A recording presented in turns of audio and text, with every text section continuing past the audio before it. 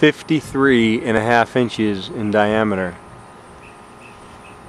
is the size of this beautiful live oak tree. This is Rocheron, Texas.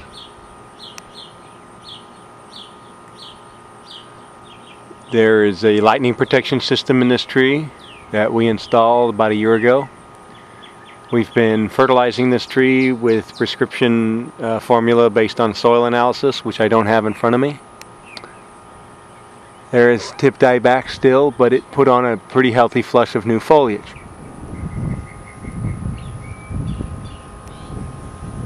It's laden with Spanish moss, and it's okay.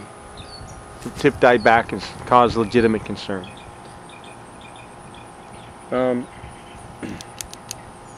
Not only are the fat storing roots, or the carbohydrate storing roots, the big fat roots, often found very near the surface, which on residential properties and subdivisions the mailman trips on, but fibrous feeder roots that are worm-like and very small in diameter, like these.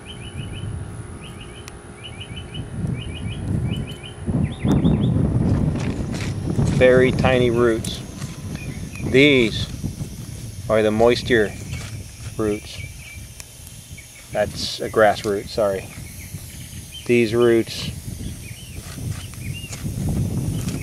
This is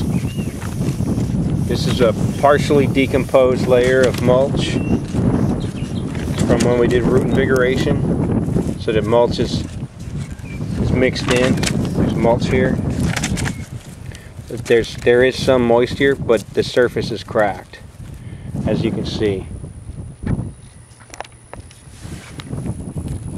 The surface is cracked here, but there is moisture in the soil underneath the surface, underneath this layer.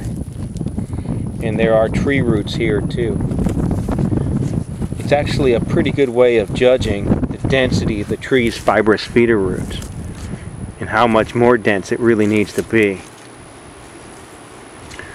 So when you say that you put in a trench and it was only 4 inches deep, okay, well then you might not have cut very many of the fat roots that are 1 inch in diameter and larger, but you did cut a bunch of fibrous feeder roots, and you're only 6 feet away from the tree. That's, any damage is damage, but that's pretty significant even if you only went 4 inches. It's the first 4 inches that matter the most.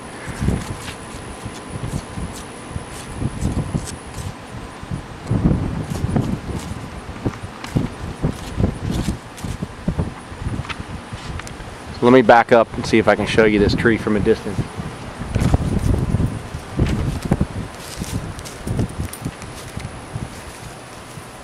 And just see how close we were to this 53.5 inch diameter tree's trunk when we put in a trench that was only 4 inches deep. And I believe him that it's not very deep. I mean, here's the end of it.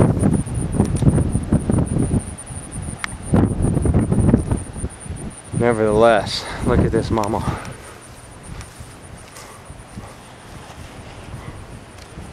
That's the side of the house. I'm avoiding showing you the house because, like me, this guy likes his privacy.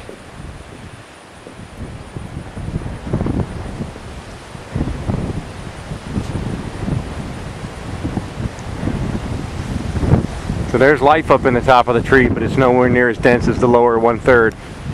And it's going to take time for a tree of this size.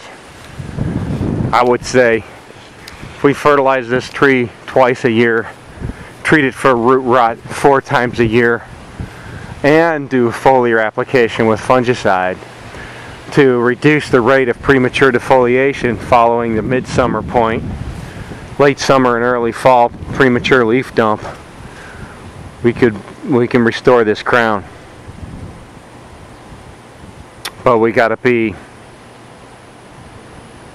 pretty darn fastidious about what kind of disturbances happen to the soil around this tree.